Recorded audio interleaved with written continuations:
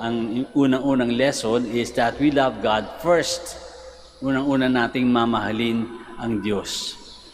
Kung isipin natin, parang madali lang yun, kasi napakabuti sa atin ng Diyos. We receive all blessings. God gave us this earth. God gave us this world, this life. God gave us family and work and everything that we have. God has given to us. Madaling mahalin. It's easy to love God.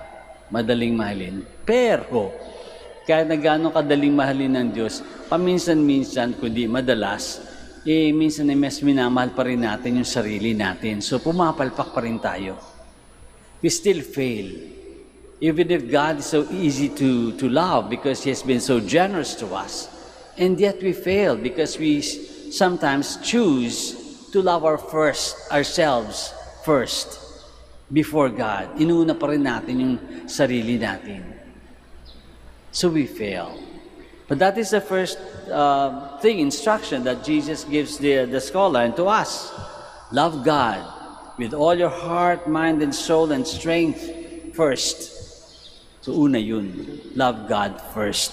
Sa lahat ng mga desisyon natin, dapat nasa ng Diyos dyan. Paano natin pinapakita ang pagmamahal natin sa Diyos dito sa gagawin natin na ito? Paano natin mamamahal ang Diyos dito sa gagawin natin na ito? How do we love God in what we do on a daily basis? Okay, so love God first with all our mind, heart, and soul.